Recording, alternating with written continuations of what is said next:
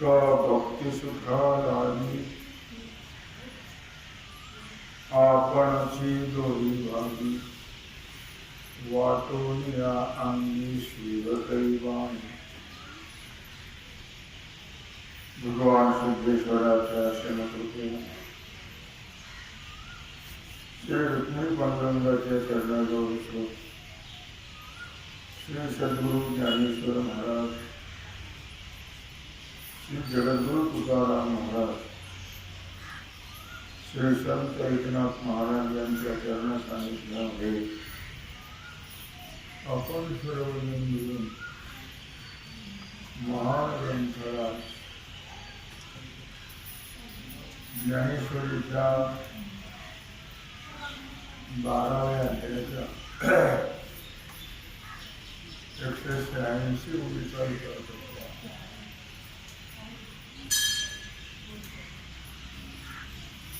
श्लोकाचा शेवटचा भाग आहे, शेवटचं पद आहे. यो मद्भक्त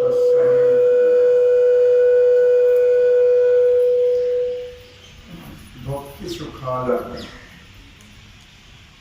खरं तर मूळ श्लोकामध्ये भक्ताची काही लक्षणं सांगितलेली आहेत.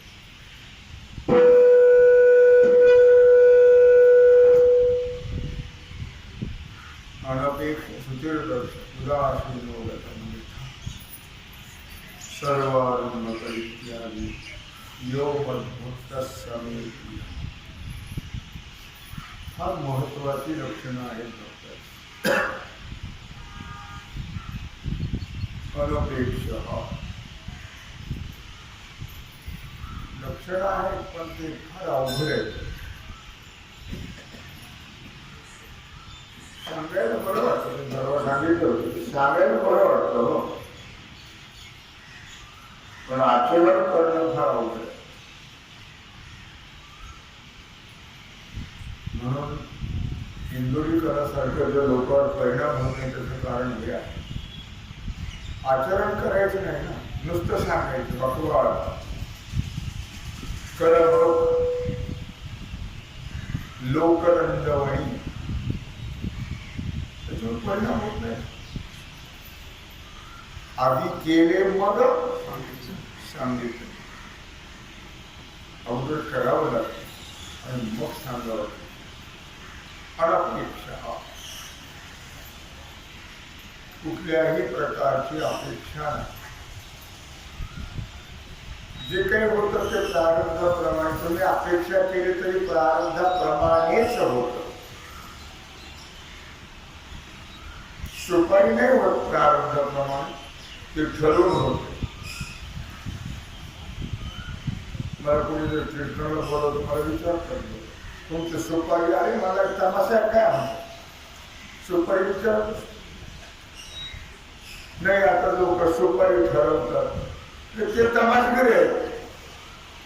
जे सुपाऱ्या ठरवून जातात ते तमाशगिरी आहेत, ते कीर्तनकार नाही आहेत. लक्षात ठेवा, उद्या घडी त्यासाठी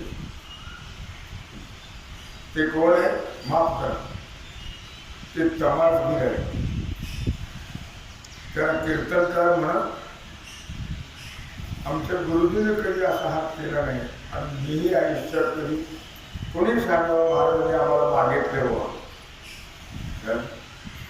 एवढ्या लॉकडाऊन मध्ये 2-3 वर्षामध्ये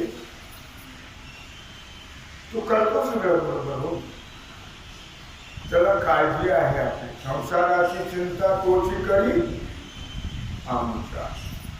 म्हणजे फक्त सांगण्यापुरतं आहे का? सांगण्यापुरतं नाही गेलं. तेव्हा अनपेक्ष, कुठल्याही प्रकारची अपेक्षा नाही, कोणाकडूनच नाही. कारण अपेक्षा पुष्कळ लोकांकडून केल्या जाते संसारात. तुम्ही सगळे अनुभवी आहात, तुम्हाला काही विशेष सांगण्याची गरज. अनेक लोकांकडून अपेक्षा केल्या जातात. तुम्ही करता त्याची पूर्तता होत की नाही मला माहित नाही, पण अपेक्षेने चालतो प्रपंच. अपेक्षेने अपेक्षा करायचीच नाही. मला पोरग म्हातारपणी सांभाळ मूर्ख, जेव्हा बापाचं नोकर करतो सांभाळ. आता 10-12 हजार रुपयाचा नोकर ठेवतात सांभाळायला आणि ते तिकडेच तर खातात. सांभाळतात ते नाही तर ते निघाले एक नर्सिंग होम म्हणून. त्याला पैसे जास्त दिले की ते सगळं करतात. त्यांना फुकट जेलमधल्या चोट्यात नाही आला त्याचा काही उपयोग झाला, पण आम्हाला तसं वाटत नाही. आम्ही सांगितलं म्हणजे वाईट वाटतं त्याच्यावर. चोट्टे म्हणतात, चोट्ट्याचे बाप आणि तुम्ही त्याची आई. चोट्ट्याचे तुमचे संस्कार आहेत काय कळलं का? तुम्ही जर त्यांना चांगले संस्कार केले असते तर त्यांनी नक्की तुम्हाला सांभाळलं. 24 तास शेंबू काढतायत तो पासून तो टीव्ही नाही तुम्हाला त्याने दाताने मारलं तर मारून बदलून घ्या. सारखं त्याच्याकडून टीव्ही मोबाईल मग त्याच्यात ते आहेत सगळं ते संस्कार त्यांच्यावर होतात. मी अनेकांना सांगितलं मूर्खा हो, मुलांच्या हातात मोबाईल द्यायचा नाही. जर मोबाईल दिला की नाही तुम्हाला त्याने लाथाने मारलं तर आपलं नावच घेऊन नाही करत लोकांना. आणि मग अपेक्षा करायची म्हातारपणी आम्हाला यांनी सांभाळलं पाहिजे. ते सरळ सांगतात की आम्ही तुमच्या बापाचे नोकर. सांगतात की आम्ही तुमच्या बापाचे नोकर. मी आमच्या बापाचे नोकर नाहीच असते आणि आमचेही म्हणून अपेक्षा हो त्याची अपेक्षा करा, जरूर करा. परमात्म्याची अपेक्षा करा, त्याचं भजन करा, तो नक्की तुम्हाला अंतकाली जमामेव स्मरण मुक्त्वा कलेवरम या प्रयाति समद्भावम याति नास्तत्र संशय. नक्कीच तो तुम्हाला सांभाळल्याशिवाय राहणार. कुठल्याही प्रकाराने तो तुम्हाला नक्की सांभाळेल. मागे पुढे उभा आहे सांभाळीत, पण केव्हा हेही लक्षात असू. तुम्ही नुसतं ते शब्द लक्षात ठेवू नका. देव आपल्याला सांभाळतो काय नोकर आहे का? आपला सांभाळतो म्हणजे तुम्ही त्याचं अखंड भजन करा. फक्त सप्त्यात नाही, एका दिवशीला नाही,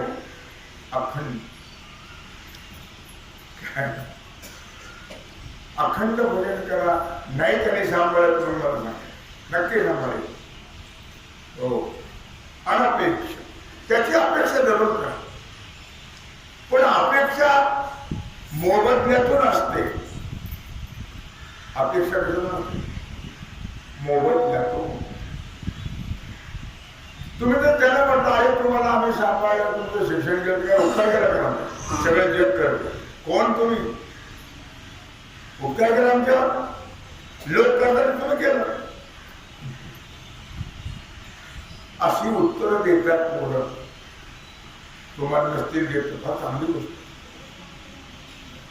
तुम्ही सुसंस्कारी आहात, त्यांच्यावर संस्कार केलेले आहेत म्हणून तुम्हाला उत्तर देणार नाही. पण असे उत्तर देतात अनपेक्षित. म्हणून कोणाचीही अपेक्षा करायची, फक्त परमात्म्याची करायची. आणि परमात्म्याची अपेक्षा सुद्धा मोबदल्यात करायची. त्याचं भजन करा, हा मोबदला. तो तुमची सेवा करेल. त्याचं भजन करायचं नाही, मग तुमची सेवा केली तर नोकर आहे का? नाही. आम्ही श्रावणामध्ये सत्यनारायणची पूजा घालतो. किती अपेक्षा असतात आपल्या, त्यातले किती पूर्ण होतात. किती तुम्ही भजन केलं त्याचं नारायणाचं, म्हणजे तुमची अपेक्षा पूर्ण. एवढी सुद्धा आम्हाला नाही. काय दुर्दैव आहे लक्षात. एवढी सुद्धा आम्हाला नाही आहे. ब्राह्मणाने सांगितलं संकल्प नाही सोडायचा आम्हाला. संकल्प पूजा करण्याचा लवकरच आम्ही त्याला काही देत नाही. संकल्प कशाचा आणि तो काय दिला आम्हाला, ही सुद्धा अक्कल आम्हाला अनपेक्षित. शुचिर दक्ष. शुची म्हणजे पवित्रता. कशाने होते पवित्रता? गाईला शिवल्यावर, गोमूत्र घेतल्यावर, गंगेत स्नान केल्यावर, नागवर फिरल्यावर पवित्रता कशाने होते? हरिपाठ कीर्ती खेळी गाय पवित्रची होय देह त्याचा. पवित्र तो देह. वाणी पुण्यवंत जो मध्ये अच्युत सत्यामध्ये. सर्व का असं का माझं पाठ नाही काय? सर्व का अखंड अखंड त्याचं भजन करा, मग पावित्र्य प्राप्त. काहीच करायची. पवित्र तो देह. वाणी पुण्यवंत जो वडे अच्युत सर्व का. आमच्या पाठही आहे, आम्ही म्हणतो सुद्धा, पण करत नाही. त्याच्यामुळे सुचिर दक्ष आणि नेहमी दक्ष. कशा करता? सिक्युरिटी सारखं नाही. नेहमी दक्ष भजनामध्ये, भगवत सेवेमध्ये, सद्गुरु सेवेमध्ये नेहमी दक्ष.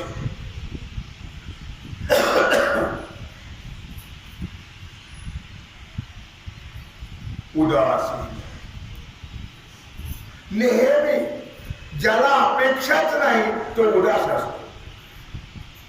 ज्याला अपेक्षा नाही त्याला तादात्म्य असतो.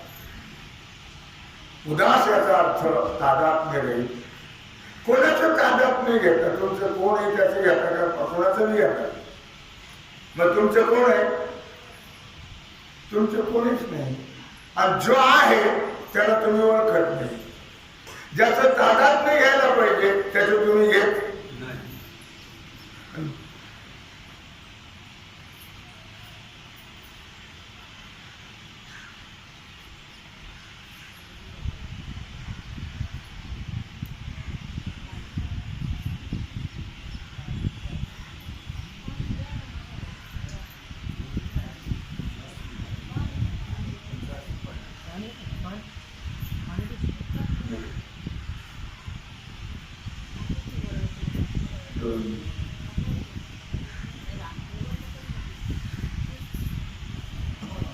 नको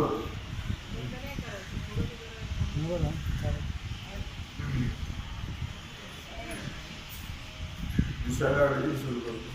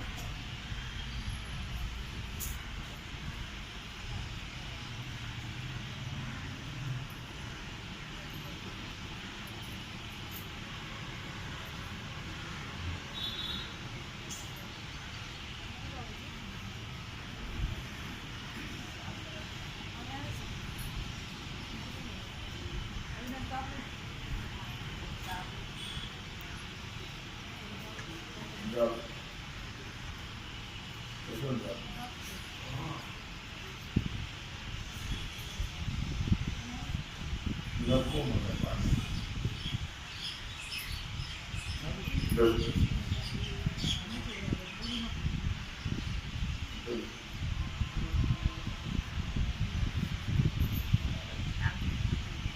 दिसायला दिसत नाही डोळ्याला दिसत नाही अक्षर प्रेशर आलं असं प्रेशर आलं की आटपाव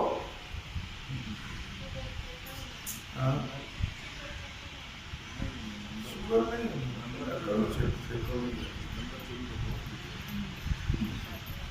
उदासीन उदासीन आपण जे म्हणतो पण फार उदास दिसता तसं नाही. आपल्याला काही घडलं संसारामध्ये मनुष्य उदास त्याला उदासीन तर म्हणत नाही. उदासीन याचा अर्थ तादात्म्य नाही. भक्तांना महात्म्यांना कुठल्याही प्रकारचं तादात्म्य नसतं. आमचे गुरुबंधू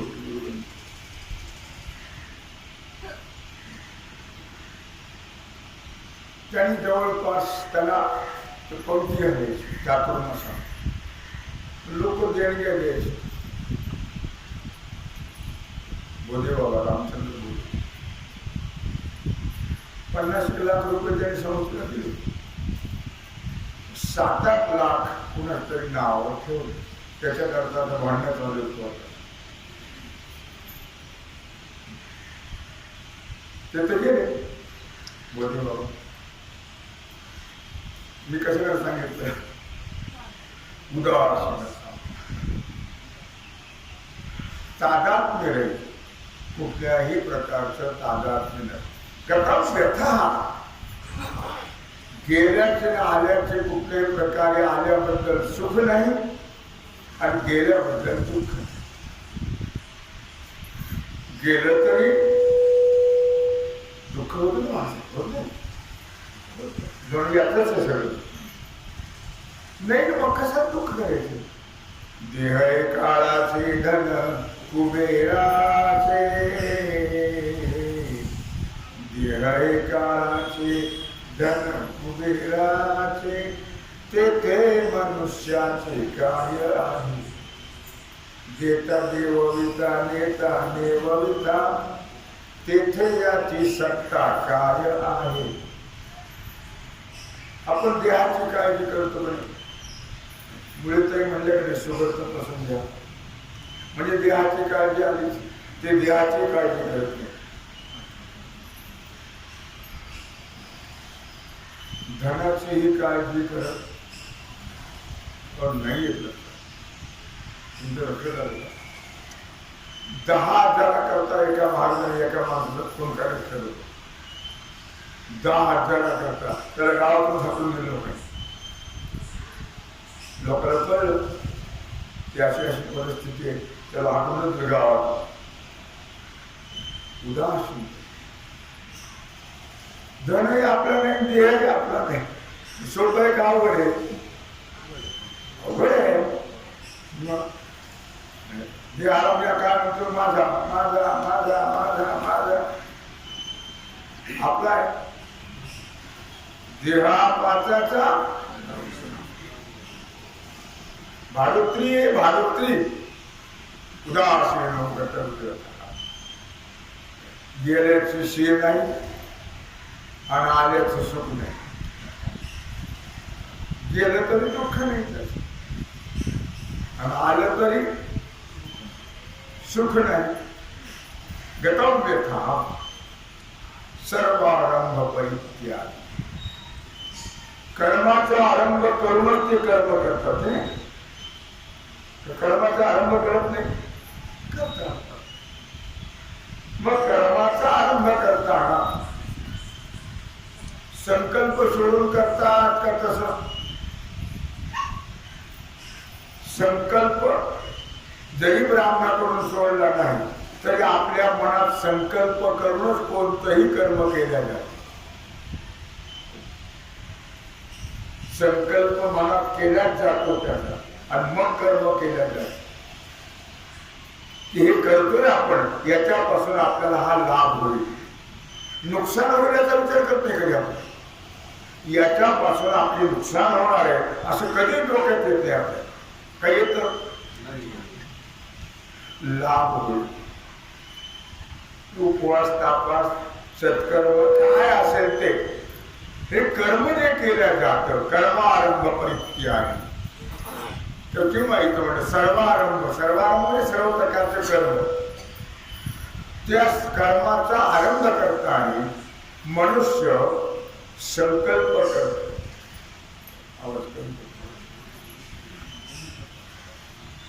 जरी पाणी सोडलं नाही तरी पण संकल्प करतो.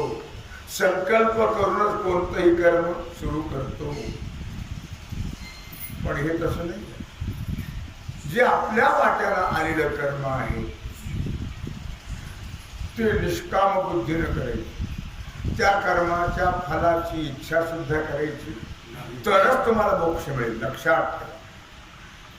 तुम्ही जर कर्माच्या फलाच्या इच्छेने कर्म केलं तर तुम्हाला या जन्मात केलेलं थोडंसं कर्म त्याच्याकरता अनंत कोट जन्म मरणाचं दुःख भोगवलं. अनंत कोट पुन्हा मानव जन्म मिळणारच नाही, मिळतच नाही. म्हणून पोरासोराचे नाव म्हातारी ठेवत जाऊन मेले गेले सापडत. ते मूर्ख असतात, ते पैसे उकळणारे. त्यांनी आपल्याला लावायचं, हा त्यांचं नाव ठेवा. कशाचं नाव ठेव त्यांचं मूर्खांचं? काय केलं त्यांनी? दिवे लावले, देवाचं भजन केलं. हा, भजन करणार असेल तर ते नक्की येते. नक्की ते भजनाची वासना जर त्यांना जाताना राहिली असेल तर नक्की भजनाकरता ते येतात. त्याला भगवान नक्की पुन्हा जन्म देतो. त्याला योग भ्रष्ट देतो नाही असं नाही. पण भक्तीमध्ये म्हणून तुम्ही कमीत कमी 1000 पारायण मी गाथ्याची करी. आता हो, आता करा सगळे. 1000 पारायण मी भागवताची करी. 1000 पारायण ज्ञानेश्वरीची करेल. तुकोबारायण 1000 पारायण करेल ज्ञानेश्वरीची. मी 1000 पारायण करीन असं संकल्प करा. नुसतं संकल्प नव्ह, रोज ते करत राहा. म्हणजे ते पूर्ण झालं नाही की तुमची वासना त्यात नाही. अरे आपलं राहिलं राव, ते पूर्ण झालंच नाही. नक्की त्याला तुम्हाला जन्म द्यावाच लागेल. आणि माणसाचाच. तुम्ही दारू पिता पिता करता मेले तर तुम्हाला गाढवं डुक्करच व्हावं लागेल. मटण खाता खाता मेले तरी काला आयुष्यभर माळ घालतात आणि मरताना ते घरातले जी मूर्ख असतात का नाही ते त्याला देतात, त्याची वासना पूर्ती करतात. मग हे नरकाला जातात आणि तो तर जातोच. वासना कुठे राहावी? मद्य मांसाचं सेवन तर करूच नाही. मद्य मांसाचं सेवन करणारा पवित्र कार्य तो कधीच करू शकत नाही. जन्मभर अपवित्र असतो. जन्मभर. आणि म्हणून नेहमी तो महात्मा सर्वारंभ परित्याग. कर्माचा आरंभ करताना कधीही संकल्प करत ओ नाही. भगवद अर्पण ब्रह्मार्पणम ब्रह्म हरिर ब्रह्माग्नौ ब्रह्मणाहुतम ब्रह्मैव तेन गंतव्यम ब्रह्म कर्म समाधम. यत् करोषि यदश्नासि यज्जुहोषि ददासि यत् तपस्यसि कौन्तेय तत्कुरुष्व मदन. यात सगळे मुद्दे आले आहेत. यत् करोषि यदश्नासि यज्जुहोषि ददासि यत् तपस्यसि कौन्तेय तत्कुरुष्व मदर्पणम्. जे काही तुमच्याकडून होत असेल, तुम्ही जे खाता पिता चांगलं सात्विक घाण नाही कृष्णार्पण म्हणायचं. नाही तर नरकाला जावं लागेल. घाण खाता आणि कृष्णार्पण म्हणायचं नाही. तिकडे मत्तीच जातो तशीच. पण देवाला मध्ये घेऊ नका. आलं लक्षामध्ये? एक तर आपला आहार नाहीच तो आपण खाऊ नये. लांडगा, कुत्र, वाघ, काय यांचे त्या कोल्हा वगैरे यांचे ते आहार आहे. आपण लांडगे आहेत, कुत्रे आहेत, सिंह आहेत, वाघ आहेत, सुळे दात आहेत आपल्याला. आपला तो आहार पण नाही, म्हणून आपण ते घ्यायचं नाही. घेणारे मुक्त होणारच नाही आणि त्यांना पुन्हा मानव जन्म मिळणारच नाही. सर्वारंभ परित्यागी यो मद्भक्त समेत, या लक्षणाने जो युक्त आहे असा भक्त मला प्रिय आहे. लक्षात घ्या, या लक्षणाने जो युक्त आहे यो मद्भक्त, तो भक्त मला प्रिय आहे. किती प्रिय आहे तो? तेही प्राणा परवते आवडती मद निरुते. ते माझ्या प्राणापेक्षा नव्हे, ते माझा आत्मा आहे आणि मी त्यांचा देह आहे. इतके मला ते कोण भक्त. कळलं? चला जाऊ दे. म्हणून सांगितलं की मूळ श्लोकामध्ये ही सगळी लक्षणं सांगितलेली आहेत आणि या लक्षणाने जो युक्त आहे यो मद्भक्त समे प्रिय, तो भक्त मला आवडतो. तुमच्या लक्षात आला? आता आपण जर देवाला आवडावं असं वाटत असेल तर आपण काय करायला पाहिजे? हा श्लोक 185 हा श्लोक लक्षात असतो. याचं मनन चिंतन करा. जर आपल्याला भगवंतानी प्रिय मानावं असं वाटत असेल, भगवंतानी आपल्यावर प्रेम करावं असं वाटत असेल, भगवंतानी आपल्याला आपलं म्हणावं असं वाटत असेल तर या श्लोकाचा विचार करा आणि सतत भगवंताचं चिंतन करा. कारण देवाला कोण आवडतो? भजन करणारा. तेही निष्काम भावनेनं, कुठल्याही प्रकारची इच्छा न करता. देवापुढे इच्छा प्रगट करू नका. कधी सिद्धेश्वरा दर्शनाला गेला तर अजिबात संकल्प करू नका, इच्छा प्रगट करू नका. होणार ते होते प्रारब्धेची. ते काही करत नाही बिचारे, ते तुमचं वाईटही करत नाही. आम्ही त्यांच्यावर आरोप करतो तो भाग सोडून द्या. ते आमचं वाईटही करत नाही आणि चांगलंही करत नाही. दोन्ही तुमच्या कर्माप्रमाणे. कर्मधर्म तुमचे असावे कल्याण, घ्या माझे वचन आशीर्वाद. कळलं? म्हणून देवापुढे काही फक्त मागायचं नाही. मागायचं काय? मागायचं हेची दान दे गा देवा, हेची दान दे गा देवा. तुझा विसरण व्हावा, तुझा विसरण व्हावा. गुण गाईन आवडी, गुण गाईन आवडी. हीच माझी सर्व जोडी, न लगे मुक्ती धन संपदा. हा मुद्दा मेन. न लगे मुक्ती धन संपदा. संत संग दे सदा गुण.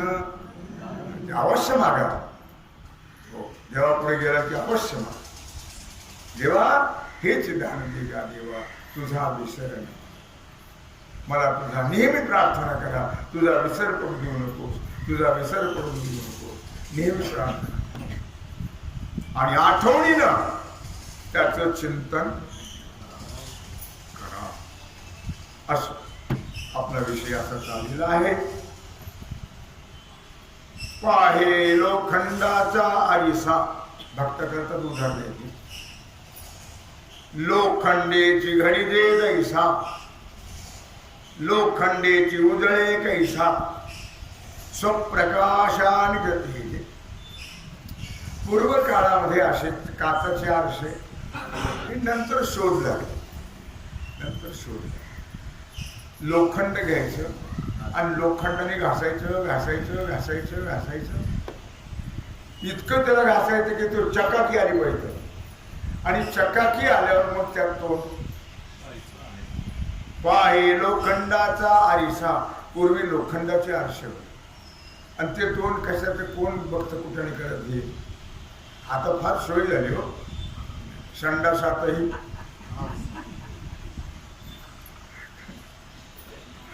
कुठे कुठे आरसे नाही. काय सांग पूर्वी असं काही लोखंडाचा आरसा तर कोण घासेल बसलं त्यात. एवढा वेळ कुठे आहे, पण ते किती घासायचं तोंड दिसेपर्यंत. म्हणून पाहे लोखंडाचा आरसा. लोखंडीची घडी जे घरायचा लोखंडाने, स्वच्छ करायचा सुद्धा लोखंडाने. लोखंडेचे उजळे कैसा स्वप्रकाश आणि येते. आणि मग त्याला तेच लोखंडाचाच करायचा, लोखंडानेच घालायचा, लोखंडानेच घासायचा. आणि मग उदाहरण कसं सांगतात आणि कशाकडे सांगतात ते मूळ लक्षात ठेवा. दर्पण उजळलिया पाही. आता आपले आरसे आले. दर्पण उजळलिया पाही, जशी सूर्य भ्रमण तेही. विलंब बिंबनी घरी आपुल्या ठाई, अप्रयासे पाही स्वरीला. आरसा तरी तो स्वच्छ करावा लागला, कारण रोज त्याच्यावर धूळ बसतो.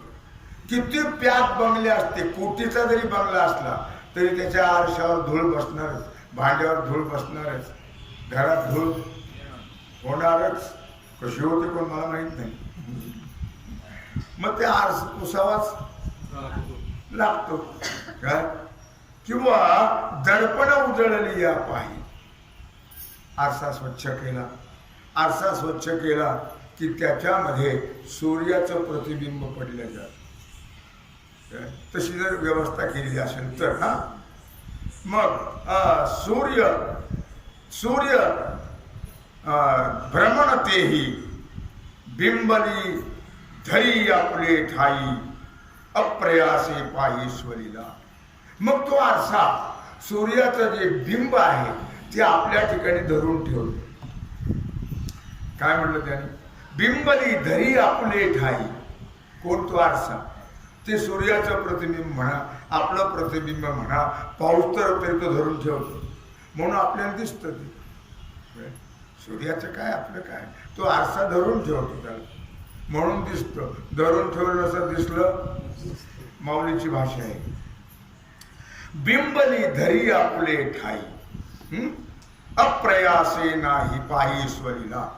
त्याला काही आरशाला प्रतिबिंब धरून ठेवण्याकरता, आपल्याला दाखवण्याकरता त्याला फार मोठे प्रयास करावे लागतात, असा काही प्रकार नाही. सहज ह्या घटना घडतात, सहज. तैसे हे दोन दृष्टांत, लोखंडाचा आरसा आणि काचाचा आरसा, या दोन दृष्टांत. याच्यात त्रिपुटी आलेली आहे, लक्षात ठेवा. या दोन्ही दृष्टांतामध्ये त्रिपुटी आहे. आरसा लोखंडाचा, त्याला घडायचं लोखंडाने आणि घासायचं लोखंडाने. तसं दर्पण सुद्धा धूळ काढायची, त्यात प्रतिबिंब पडतं, ते आपल्याला दिसतं. पण त्याच्या पुढे उभं राहिलं तर तुम्ही आरसा इकडं, तुम्ही इकडे उभं राहिला तर दिसणार नाही. आरशा पुढेच दाखत माणसाचं काही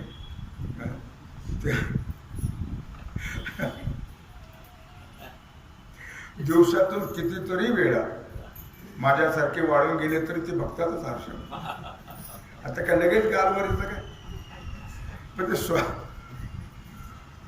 स्वभाव आहे माणसाचा, काय लक्षात राखून.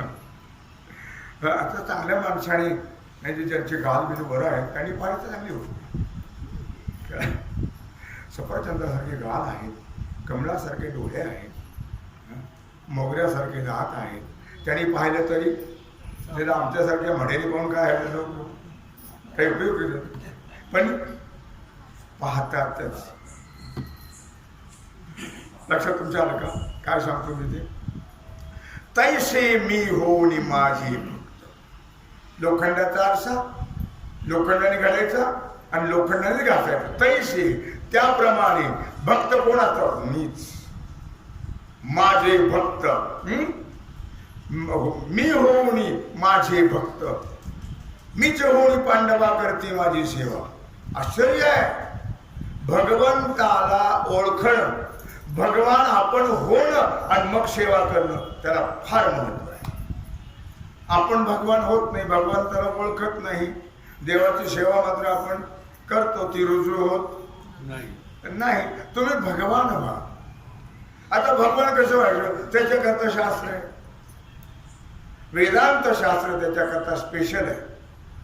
महर्षी व्यासाने पहिलं वेदांत शास्त्र ब्रह्मसूत्र केलं आणि त्याच्यावर आधारित सगळे ग्रंथ आहेत.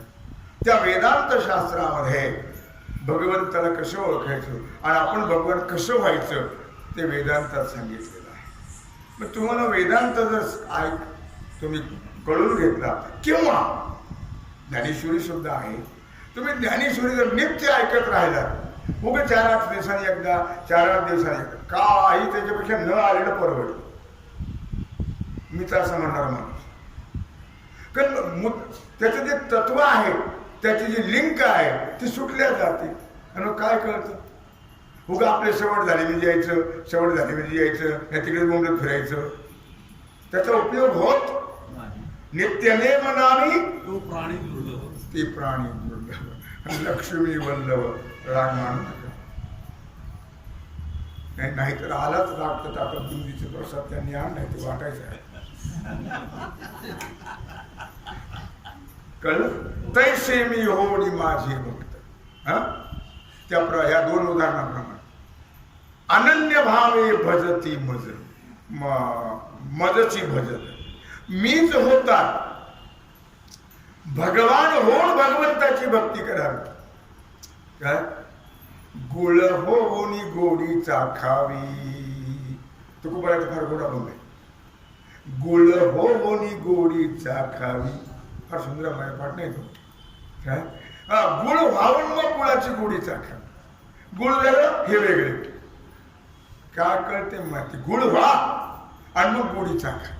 तसं देव व्हा आणि मग देवाची भक्ती, त्याला महत्व आहे. लक्षात. म्हणून अनेक वेळा माऊलीनं वर्णन केलेलं आहे भगवान होऊन भगवंताची भक्ती कशी करायची.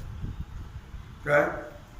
अनन्य भावे मजची भजत तैसे मी होणी माझे भक्त. मी होणं कसं होतात म्हणत आपल्याला, याच्याकरता ग्रंथाचं अवलोकन करावं लागेल, संतांची संगती करावी लागेल, त्याचं श्रवण मनन करावं लागेल. तेव्हा आपल्याला आता वेळ कुठं आपल्याला आहे. आपलं तर मडे सदा गाडलंय त्या प्रपंचामध्ये, त्याचा काही उपयोग नाही. लक्षात ठेवा. आपल्याला कोणी बांधून देणार कधी ती. माझ्या आई बापाने फार कमवलं हो, 2 पुस्तकं जाऊ दे त्यांच्याबरोबर, रस्त्याने खर्चाला होईल. देतात काय? अनन्य भावे मज भजत. मी होऊन तेही अनन्य भावनेनं. आपला तर अनन्य भाव नाहीच. आज शुक्रवार आहे, काल काय होता, उद्या काय आहे, परवा काय आहे. कसा देव पावेल तुम्हाला सांगा. एक गाऊ आम्ही विठोबाचे नाम आणि का बेकाम नाही आता. पुढे काय, कुठे जायची गरज आहे? शेर्डीला, शेगावला, कशाला म्हणायला. एक गाऊ आम्ही विठोबाचे नाम आणि का बेकाम नाही आता. मोडून या वाटा सूक्ष्म दुस्तर केला राज्यभार चाले ऐसा. एक गाऊ आम्ही विठोबाची आणि कापी काम नाही. जसं एका बाईला एकच नवरा असतो, वेश्यासारखं असतं. आपली भक्ती कशी? वेश्याच आपण. लक्षात. ऐसा अखंड भजन करी उगा नसे क्षणभरी अवघे निगावद्वारी आहे व देश. सगळा गाव खापला तरी हे सौभाग्यवतीच असते. इथे कुंकू पुसत तसं आपली भक्ती कोणासारखी वेश्येसारखी भक्ती आहे. त्यामुळं आपल्याला काहीच मिळत, आयुष्य फुक्कट जात, फुक्कट व्यर्थ जात आयुष्य. लक्षात. म्हणून ज्ञानोबारायांनी खूप सुंदर लिहिलंय. सगळ्या संतांनी सांगितलं एक राहिला चित्ती आम्ही रखमाईचा पद. मग बाकीचे देव रागील मसनात गेले. बाकीचे देव नाहीतच तर त्याला काय राग यायचं. माती दगड. एकदा मी एका दुकानात गेलो, बरे 10 फोटो लावलेले आणि ते पूजा करायला मजुरीने लावलेला माणूस, एक ब्राह्मणाचा माणूस. त्याने उगाच 50-50 ठिकाणी जायचं, रोज जायचं. काय करायचं, एक त्याचं ते देवाचं तबक असतं, त्याच्यात गंध आहे, त्याच्यात फडकं असतं ओलं काय, त्याच्यात फुलं असतात, काही उदबत्ती वगैरे त्याच्यात असते. त्याने ते फडकं घ्यायचं, सगळीकडे वापरायचं बरं का. ते फोटो पुसायचे, त्याला गंध लावायचा, फुल व्हायचं, उदबत्ती भाडोत्री. या मूर्खाला अक्कलच नाही अजिबात. कशाला झक मारायला? तुला जर होत नाही तर कशाला? एखादा विचारलं एकच फोटो ठेवायचे एवढे कशा, आणि मग त्याला राग आल्यावर काय दुर्दैव आहे. लक्षात ठेवा. हो, फोटो पुसले म्हणजे सगळ्या देवाला राग येणार, इतके दुर्दैवी येतात. मानता आमच्या देवाळातले बाकीचे देव बाण गठुड आणि चंद्रभागेत नेऊन सोड, त्याचा पाप माझ्याकडे लावू दे, मी ते पाप घ्यायला तयार आहे. लक्षात ठेवा. आणि एका पांडुरंगाची उपासना किंवा एका शंकराची किंवा एका दत्ताची, काय तुमची भावना असेल, किंवा एका अंबाबाईची, एकाची करा. रोज एक देव बदलू नका. म्हणून इथं म्हटलं लक्षात ठेव. अनन्य भावे मजची भजत. मी होतात आणि अनन्य भावाने माझी भक्ती. अनन्य भावाने, अनन्य अन्याश्रय त्यागो अनन्यता. इतराचं नाव सुद्धा घ्यायचं, इतराचं तोंड सुद्धा पाहायचं नाही. बरं सर, तुम्ही आता सगळीकडे पाया पडता की नाही? तुम्ही तर म्हणलं एकच बघा, पडा तुम्ही पाया खागत नाही. लक्ष्मीनारायणाकडे गेलात, माझा पांडुरंग आहे. शंकराकडे गेलात, हरिहरा भेद नाही नका करू, माझा पांडुरंग आहे. दत्ताला गेलात, माझा पांडुरंग आहे. ज्ञानोबाराला गेलात, माझा पांडुरंग आहे. त्या काळ्या आईकडे गेलात, काळ्याच नाव